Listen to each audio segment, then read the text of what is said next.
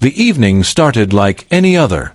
I was reading in the living room when my wife, Rachel, walked in with an unusually serious expression. She sat across from me, her fingers nervously twisting a napkin. "I need to tell you something," she said softly.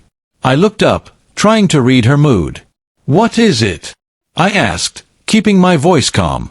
Rachel took a deep breath. "I've been seeing other people. 3 of them, actually. I didn't want to lie anymore." For a moment, the world seemed to stop. My mind raced, my heart pounded, yet my voice remained steady. "Okay," I said simply. She blinked in surprise. "Okay," she repeated, her eyes wide. You're not angry?" I shook my head. "I'm not going to pretend to be. But I need to understand why." She explained, tears rolling down her cheeks. "I felt lonely. I felt unfulfilled. I never meant to hurt you. I just didn't know how to stop myself." I listened carefully, taking in her words.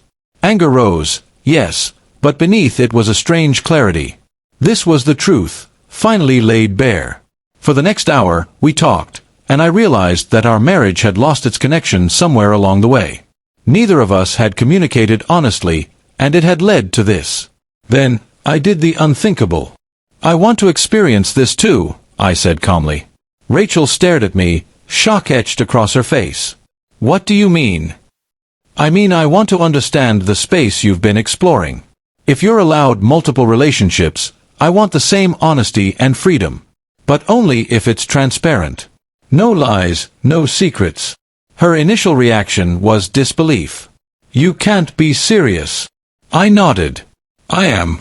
We've been hiding behind half-truths. I want the truth to guide us, not deceit." Over the following weeks, we set boundaries, rules, and honesty agreements. We explored connections carefully, transparently, and with respect for each other's feelings. The process wasn't easy. Jealousy, fear, and insecurity surfaced, but we addressed each emotion openly. I realized that in allowing this, I wasn't undermining our marriage.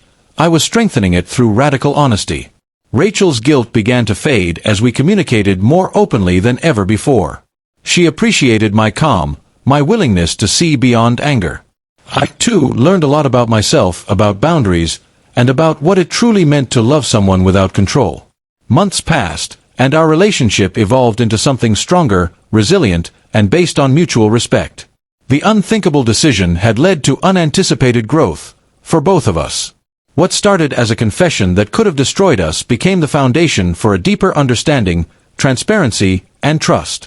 In the end, the act of saying, "okay," was not weakness. It was a conscious choice to face reality and transform it into something better. Rachel and I discovered that love doesn't always follow traditional paths. Sometimes, honesty and courage pave a new way forward. And though it was unconventional, it was real, it was ours, and it was built on a foundation of truth that could never be shaken.